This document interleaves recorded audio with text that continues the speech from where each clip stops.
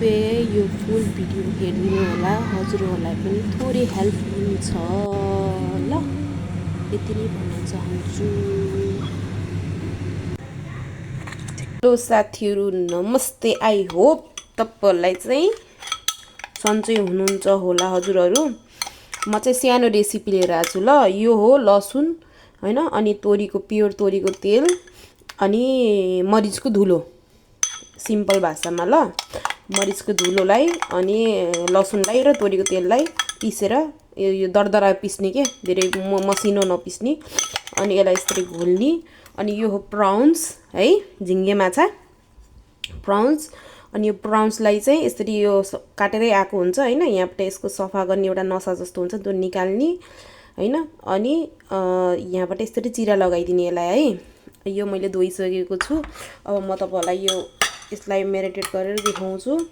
अब केही नगर्ने, हेर्नुहोस्, सिधा तपाईँहरूलाई यो यसरी केही गर्न पर्दैन। अनि यो बिचमा जुन चिरा लगाएको छु, अनि यसरी चिरा लगाएको ठाउँमा यसरी यो हालिदिने। अनि यत्तिकै यो राख्ने। यो एउटा मसला भरेर राखेको भने पनि हुन्छ क्या। यो यस्तो राम्रो हुन्छ, हेल्दी हुन्छ। अब त यसको बारेमा त जति कुरा गरेँ उति कम हुन्छ हैन। थाहा छँदैछ होला सबैजनालाई। यो भनेको तपाईँको त्यो हुन्छ नि, अरियाल माछा खान्छन् नि, त्यही हो, सेम टु सेम हो। अब योभन्दा बढी किन बोल्नु पऱ्यो हैन।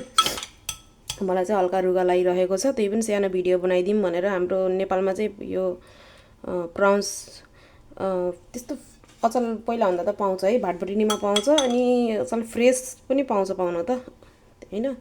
यहाँ पनि पाइन्छ। यहाँ त अब कतिसम्म स्टोर गरेर राखेर अनि ल्याएको हुन्छ हैन, त्यही पनि। तर यो फ्रेसै हो है ल। यो लामो हुन्छ कि भिडियोहरू, यसरी यो गर्ने। यस्तो मिठो यम्मी हुन्छ नि, केही हाल्ने होइन, सिम्पल। अनि यसलाई मजाले अब तपाईँको मजाले यसलाई ओभनमा बनाउने हैन, ओभन हुने नभए एउटा तावामा टक्क सेक्ने, तेल सेल केही नहाल्ने, यत्तिकै सेक्ने कि यत्तिकै सेकेर अनि चट्ट लाएर 2 प्याकसँग खाइदिनुहोस्। प्याक खानेले, वाइन खानेले वाइनसँग यस्तो मजा आउँछ भन्नै पर्दैन ल। बाई, छुट्टेको म यति नै भन्न चाहन्छु।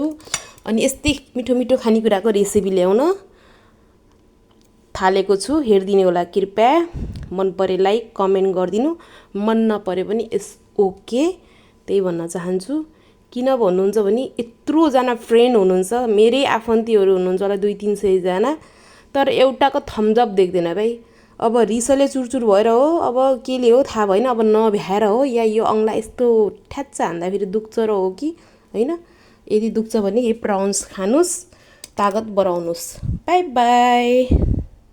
प्राउन्स यस्तो दामी भयो नि, यम्मी।